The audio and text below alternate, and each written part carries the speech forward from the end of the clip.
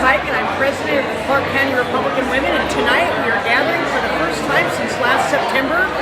We generally meet every other month during the year, but with all the shutdowns, we've had kind of a hiatus, and now we're back together, and tonight we are so thrilled to have Heidi St.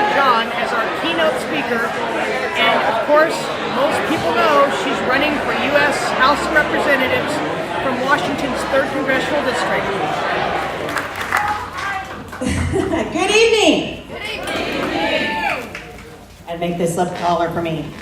Well, I'm excited to be here. I want to say thank you to the Clark County Republican Women for inviting me to speak. And I hope tonight that when I get down off the stage, you're going to be fired up and excited, because I am excited about what is happening in Clark County. I think that what is happening here is going to be reflective of what's going to happen in 2022. And I believe we're going to take back the House in 2022. And I think that we should not give up. We should never, ever, ever give up. And what I've been watching happening as I travel around the nation speaking to audiences as few as 10 and as many as 10,000, what I'm finding is there's a lot of discouragement right now among conservatives, and a lot of conservatives are wondering if we're ever going to get our footing back. And I'm here to tell you that we are going to get our footing back again. I'm going to encourage you tonight to get off the bench and onto the battlefield. This has been my heart's cry for a long time. Jay and I always laugh about this. How many of you guys are in here tonight and you're doing things in your personal life that you said you would never do? Anybody? Yeah, so a whole bunch of you. I said I would never have 7 children. Here we are. I said I would never run for Congress. Here I am. I think that the Lord chooses unlikely people. And we are at a crossroad in our nation. When my mother and my granddad introduced me to being a Republican, I was 8 years old. And my grandpa took me campaigning for Ronald Reagan, and he put a cowboy hat on me and slapped a bumper sticker on my jacket and made me into the little neighborhood girl that knew everything about nothing there was to know about Republicans. But I want to remind you guys of why tonight I am proud to be a lifelong Republican, and I think you should be too. The Republican Party is very unique in that we embrace the Judeo-Christian values that this nation was founded upon, and we do it unapologetically. Our platform reflects a belief in the individual to determine his or her own destiny. And so that means as Republicans, we don't look at you by identity politics, and that's why. We don't lump people into groups. We see them as an individual created uniquely by God who has a purpose and a plan in this world. The Republican Party believes that the government should be focused on state and community efforts, and that the federal government should get the heck out of it whenever possible. The Republican Party believes that it is best for the people, that the government is the closest to the people. And one of the things that I keep getting asked over and over again is what I would plan to do differently if I get elected and I'm honored to serve as your Congresswoman. One of the first things that we plan to do is be here often. The voice of the people is very unique in the United States in that we have an opportunity to represent the people in our district. And I don't know about you, but I haven't felt represented for a very long time. The Republican Party believes that the strength of a nation lies with the individuals who live there, and therefore individual freedom, dignity, and responsibility must not come from government. Our rights come from God. The Republican Party believes in free enterprise and, again, individual initiative. I think part of what's happening right now is we see the Democrats moving this nation farther and farther to the left as the individuals feel they are no longer being listened to. Do you know why that is? It's because individuals are no longer being listened to, and that is the opposite of the Republican Party. We are the party of Lincoln. We are the party that believes that we have a plan and a purpose. We are the party that protects human life and human dignity from the unborn to the elderly.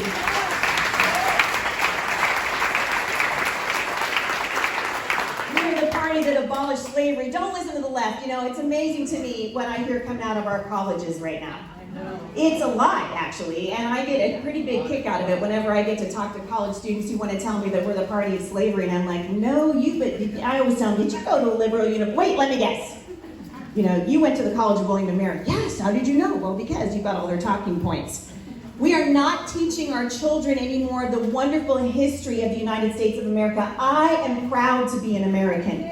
We have a wonderful history, and the Republican Party is a huge part of that. We believe that the American dream is prospered through individuals who are given liberty to pursue their dreams and their passions. It's interesting to me to note that as Joe Biden has only been in office for, what are we on, 40 days or something horrible like that? Are you guys noticing the gas prices are skyrocketing? So gas prices are going to go up, and then what's going to happen after that? Food prices are going to go up. We're going to see massive inflation, and I hope, it is my hope and prayer every single day, that Joe Biden does so much damage in the next 18 months that Republicans and Democrats alike are going to run to the polls to reverse it.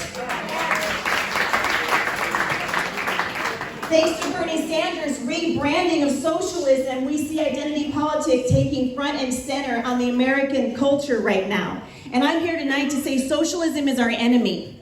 Someone said to me the other day, "Oh, Heidi, don't talk about socialism because there are people who believe that socialism is a good idea." The only kind of people that believe that socialism is a good idea are people who do not understand its history or the terrible effects it's had on the world.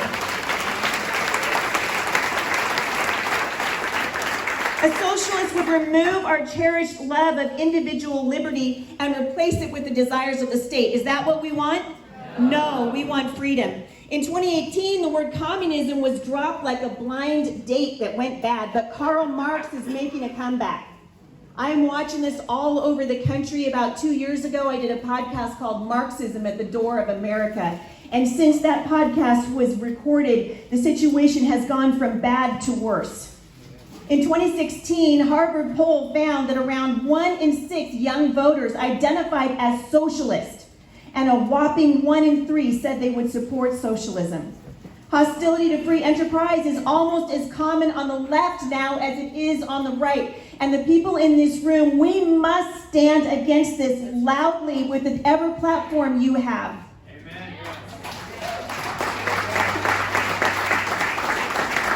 I've noticed as many confused young conservatives are trying to show how woke they are. You guys, we're so woke, we're sleeping. They're denouncing capitalism, playing footsie with socialism, and if we point out its sorry history, these new partisans will tell us, "Oh, no, you didn't understand true socialism." They'll say China under Mao or the Soviet Union under Stalin or Venezuela under Maduro was not true socialism. Ever notice that no one ever says that about Nazism? No one ever says, "Well, that's not true Nazism," but somehow they have hijacked the language. And the language needs to be taken back by conservatives in this nation, and it starts with us telling the truth. Socialism refers to an economic system in which private property is abolished and the, quote, means of production are owned by the state. This will be devastating for American families and American entrepreneurship. The friendlier way of putting it is to say that property is owned by the people, although they always mean the state. And so when you hear a young person coming out of our high schools, which by the way, our public school system is teaching our children socialism. They really are. I have been at the forefront of the fight against comprehensive sex education, and I notice that there are several of my fellow warrior mamas in this room tonight, and I applaud their efforts. We all know today that all the communist orchestrated bloodbaths of the 20th century are a grim reminder that ideas have consequences. And in the United States, socialism is an idea that must not be allowed to gain any further ground. It is a danger to our nation. Who will stand against it? Will you stand against it with me? Yeah.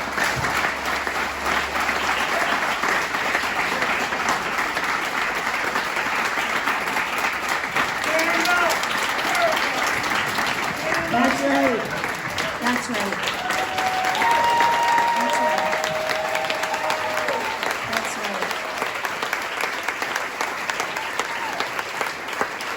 We are not and we will never be a socialist nation. Well, you guys are my people. I'll be back here tomorrow. Our founders intended for us to have a limited Republican form of government where rights precede government, and there is something called the rule of law. How many of you are frustrated to see Antifa walking around Portland and even Vancouver with impunity? Are you frustrated yet? Are you tired yet? In the Federalist Paper number 10, James Madison wrote, "Measures are too often decided not according to the rules of justice and the rights of the minor party, but by the superior force of an interested and overbearing majority." Hey, hey, Olympia. That's just another way of saying that one of the primary dangers of majority rule is that it confers an aura of legitimacy and respectability on acts that would otherwise be deemed tyrannical. Liberty and democracy are not synonymous and actually are opposites. We are not a democracy. And I'm frankly tired of hearing it.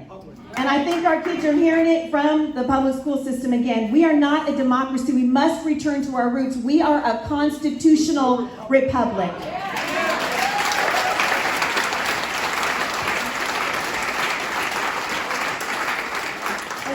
Been raising 7 children for 30 years, one thing has become very clear to me. Hitler was right about something. He who owns the youth owns the future. This is why our children are under attack in the public schools. This is why they are bringing critical race theory into Clark County, Washington, and to Washington's 3rd Congressional District. This is why the 1619 Project was birthed in the first place. It's called indoctrination. The schools are no longer teaching our children how to think. Instead, they're teaching them what to think. And you have an opportunity tonight to say no more. We will no longer allow this kind of thing to be happening to the youth in the Washington State's 3rd Congressional District.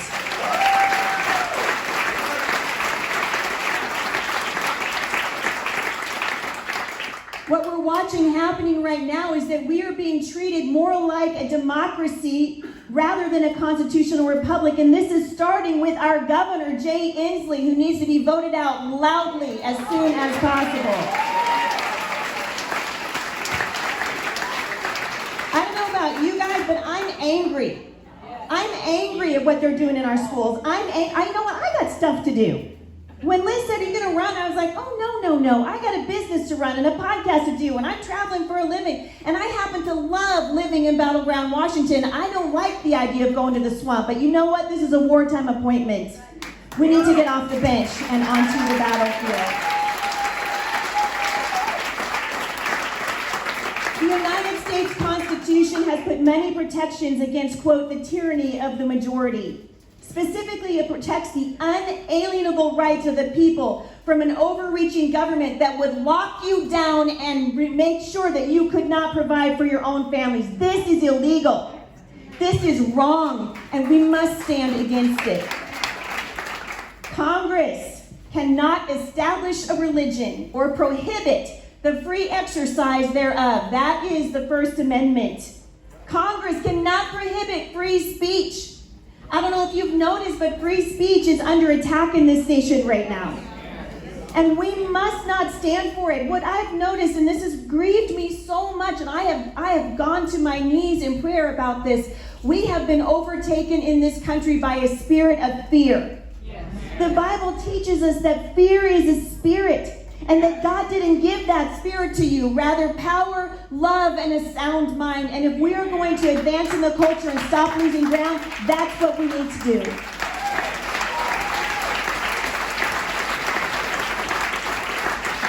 The Second Amendment says that Congress cannot infringe on the right of the people to keep and bear arms. That means that when they tell you they want to pass a common sense gun law, what they're really saying is they're hoping you don't have enough sense to recognize what they're really trying to do. Presidents in the United States are elected by the Electoral College, but you'll see right now a direct assault is being mounted against the Electoral College in the United States House of Representatives, which will soon go to the Senate. Anything but explicitly permitted to Congress by the Constitution is reserved for the states or the people. We live in a constitutional republic by the people, of the people, and for the people.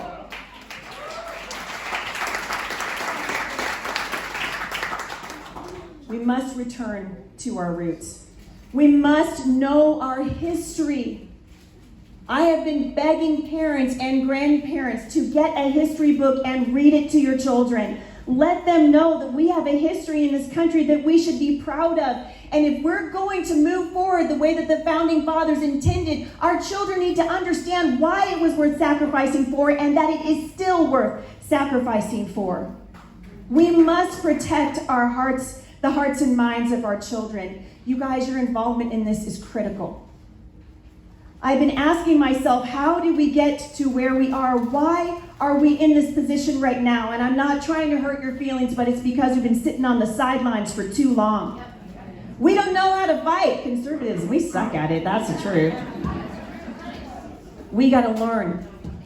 Our nation is worth fighting for. The ideas, America is a grand idea. And Benjamin Franklin said, it's a republic if we can keep it. And I'm here tonight to say, let's work at keeping it. Let's pass it on to the next generation, to my children and my grandchildren and their children after that. In the interest of protecting the hearts and minds of our children, I want to say, and Lars Larson called me out on this, but I disagreed with him, you may have heard me say. He said, Heidi, why would you talk about education from your platform when the federal government isn't supposed to have anything to do with education? Well, guess what? The federal government's up to its eyeballs in education. About 15 years ago, my husband and I started lobbying, going to our senators on Capitol Hill. We met with Maria Cantwell and Senator Murray. And the first thing they asked us was, why are you here? We even did what they told us to do, which was bring a baby, which really wasn't hard for Jay and I. We had babies all the time. So we brought our baby with us, Sydney, who's here tonight. She's 16 years old. You don't remember that trip, do you? No, it was just a blur in your, yes, in the cognitive resonance there. We took her to meet Maria Cantwell. I'll never forget sitting down with her. And I was so nervous. You know, you're nervous to meet your state senators. You guys, your senators are just people. Your congressmen and women are just people. They're just like you. Their job is to represent you. Guess what they're not doing? They're not representing you. That's what's going on. And I remember sitting down with Maria Cantwell, my hands were sweating and my arms were shaking, and that's why Dad was holding you and not me. And Mrs. Cantwell said, what are you here for? What do you want? I said, I'm here on behalf of the parents of Washington State to tell you that we don't want anything from you. We don't want your money. We don't want your opinion. And we don't want you anywhere near the education of our children. And she looked dumbfounded. But nothing that comes from Washington, D.C. comes without strings. And I don't know about you, but I'm sick of it. We are free people, and we need to start acting like it. It's time for our school system to reflect the values of the parents whose children are forced to be in that school district. And so when the school underperforms, or when the school brings in the 1619 project, or when the school tells your kids that there's 47 genders and they can choose which gender they are, which, by the way, is criminal. It's criminal. Can we all just stop pretending that this is normal now? Can we just stop? Are you guys tired of it yet? Are you tired of it? Do you wonder why gender dysphoria has skyrocketed in the United States? It's because our schools are telling our children as young as 5 years old that their gender is a social construct and can be changed and altered through hormones and surgery, and it is criminal and it needs to stop.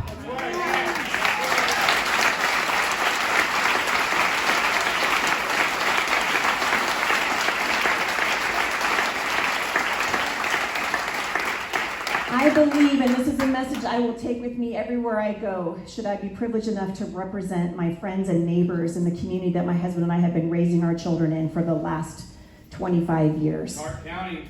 Our children deserve better than this. Parents deserve better than this. If the school is underperforming, if the school is teaching your children about socialism, if they're teaching your children to hate the United States through the 1619 project and turn them into racists through critical race theory, you should be able to walk into that school and say, thank you very much, we're done, and when you take your child out, the money goes with them.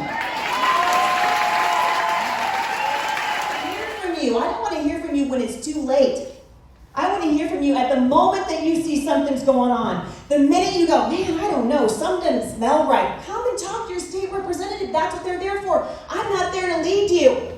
I'm there to represent you. Take advantage. We must have courage, and that courage must result in action. The time for inaction is over. The reason I'm standing up here tonight and not at home having a glass of wine with my husband and my kids, my adult kids, no one send me bad emails, is because I care about this nation. And I care about the people in Washington State's 3rd Congressional District. We have lived here for a very long time. We have raised our children here. My grandkids are being raised here. And I am sick and tired of seeing it run over by leftists who are bleeding into Clark County, Washington, and Skamania County from Multnomah County. Are you guys sick of that yet? Because I'm sick of it. We must have the courage that results in action because we have a hope that transcends this moment in time. I don't know about you, but I'm not ready to give up. My friend Mike Ferris, who is the president of Alliance Defending Freedom, I had him on my show a couple of weeks ago, and we were talking about our disappointment and our disgust at what happened in the national election. Were you guys discouraged after that? Yeah. That's what they want. They want you to be discouraged. They want you to feel like your elections were stolen so you'll never vote again. If we get out there in such numbers and our grassroots movement is so strong, you know what I hope? I hope that Washington State's 3rd Congressional District makes so much noise that the people of Washington, D.C. go, whoa, what's going on in Washington? It's time.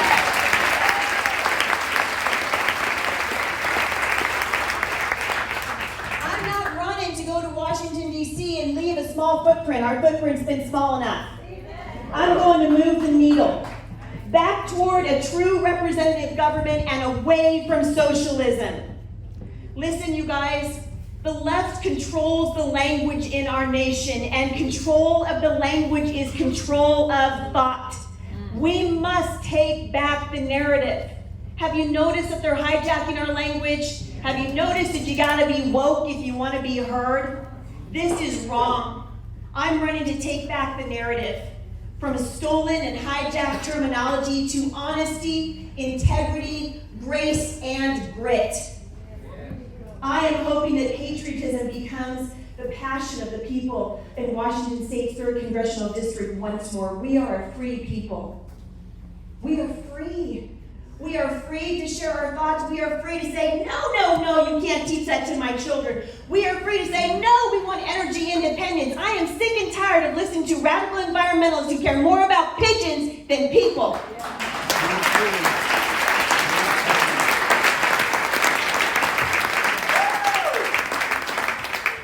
I want to reignite the flame of patriotism in the United States, starting right here in Washington State's 3rd Congressional District. Heidi St. homeschool mom of 7, is getting off the bench and onto the battlefield. And because of God's grace and mercy in this nation, we are free.